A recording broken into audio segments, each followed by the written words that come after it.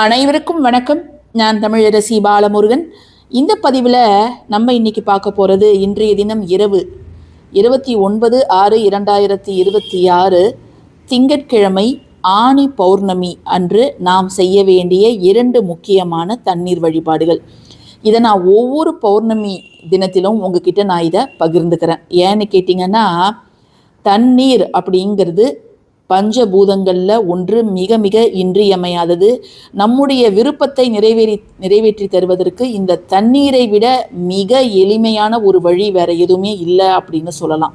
ஆமாங்க, நம்ம ஒரு நாளில் எத்தனை முறை தண்ணீர் குடிக்கிறோம்?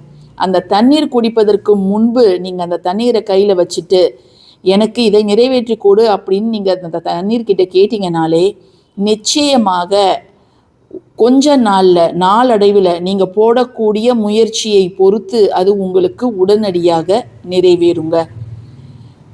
இந்த பௌர்ணமி நிலவுக்கு, அந்த நில ஒளிக்கு அப்படிங்கிறது தனி சக்தி உண்டு. ஸோ இந்த பௌர்ணமி நிலவில் இந்த தண்ணீர் வழிபாடை எல்லாருமே செய்யலாம். தீட்டு காலங்களில் இருப்பவர்கள், அல்லது இன்றைக்கி நாங்கள் தெரியாமல் அசைவம் சாப்பிட்டோம், இதை செய்யலாமா அப்படிங்கிறவங்க யார் வேணாலும் செய்யலாம். உங்கள் வாழ்க்கையில் இருக்கக்கூடிய பல ஆண்டுகளாக நிறைவேறாத சில பிரச்சனைகள் இருக்கும்.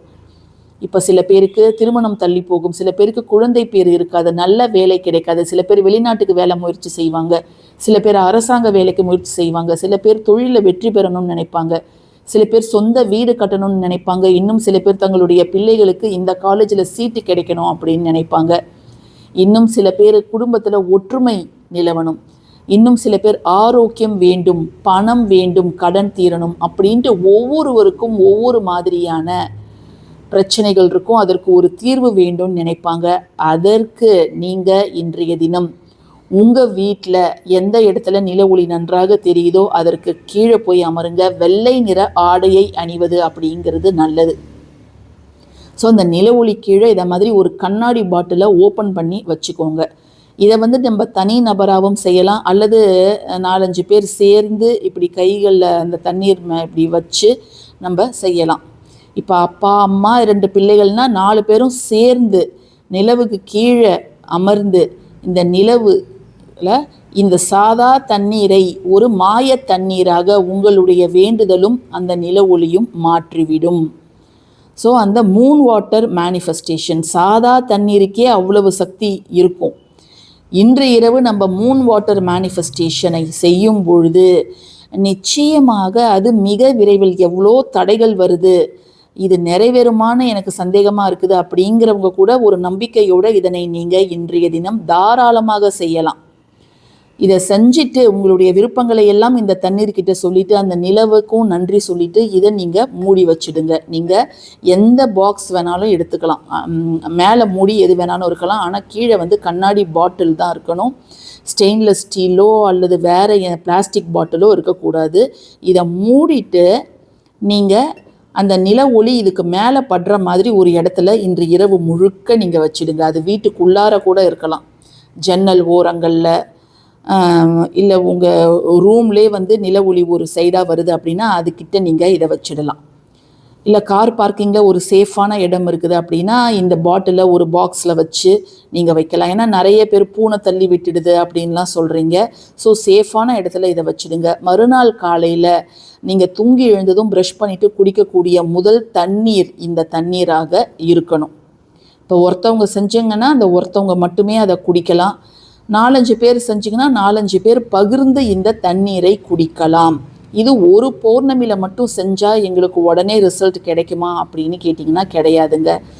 தொடர்ந்து ஒரு வருடம் 12 பௌர்ணமிகள் இரவு நம்ம இதை செய்யும்பொழுது தான் நிச்சயமாக நல்ல பலன், கைமேல் பலன் அப்படிங்கிறது கிடைக்குங்க உங்களுக்கு. இப்போ அடுத்த வழிபாடு என்ன அப்படின்னு நம்ம பார்த்துடலாம். அந்த வழிபாடு சுத்தபத்தமாக இருப்பவர்கள் மட்டும்தான் செய்யணும். பூஜை அறைக்கு போய் தான் அதை செய்யணும். இந்த ஒரு வழிபாடுக்கு நீங்கள் பூஜை அறைக்கு போக வேண்டியதில்லை. இந்த வழிபாடுக்கு இப்போ நம்ம அடுத்து பார்க்கக்கூடிய 2வது வழிபாடுக்கு நீங்கள் பூஜை அறைக்கு அவசியம் போகணும். தீட்டு காலங்களில் இருக்கக்கூடாது. அதை மாதிரி இன்றைக்கி அசைவம் சாப்பிட்ருக்க கூடாதுங்க. இந்த ஒரு வழிபாட்டுக்கு தேவையான பொருள் ஒரு கண்ணாடி கிளாஸ் டம்ளர் அல்லது கிளாஸ் பவுலு அல்லது நீங்கள் செராமிக் கப்பு எது வேணாலும் நீங்கள் எடுத்துக்கலாம். ஸோ நம்ம இதில் என்னென்ன பொருள்கள் இன்று இரவு நேரம் கிடையாதுங்க, ரெண்டுத்துக்குமே நேரம் கிடையாது. நீங்கள் எந்த நேரத்தில் வேணாலும் செய்யலாம். ஏன்னா இன்று இரவு முழுக்க உங்களுக்கு பௌர்ணமி திதியானது இருக்கின்றது.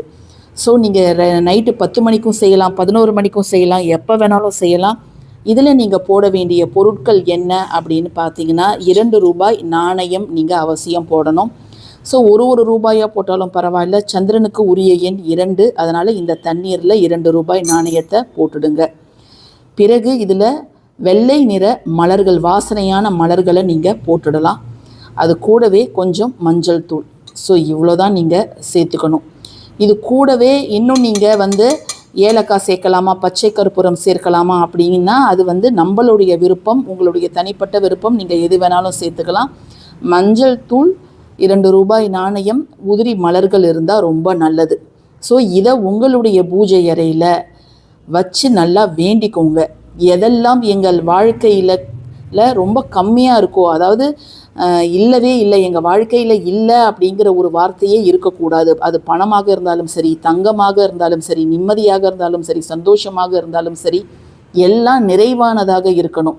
எப்படி நிலவு இன்று வானத்தில் பிரகாசமாக ஒளி வீசி கொண்டிருக்கிறதோ அதே போலவே எங்களுடைய வாழ்க்கையிலும் நாங்கள் ஒளி வீசணும் அப்படின்ட்டு உங்கள் வீட்டு குலதெய்வத்தை வேண்டிக்கோங்க, இஷ்ட தெய்வத்தை வேண்டிக்கோங்க. வேண்டிக்கிட்டு இந்த தண்ணீரை உங்கள் வீட்டோட ஈசான்ய மூலை, அதாவது உங்கள் ஹாலில் இருக்கக்கூடிய வட கிழக்கு மூலையில் இதை நீங்கள் வச்சிடுங்க. அதாவது நார்த் ஈஸ்ட் கார்னரில் இதை நீங்கள் வச்சிடுங்க.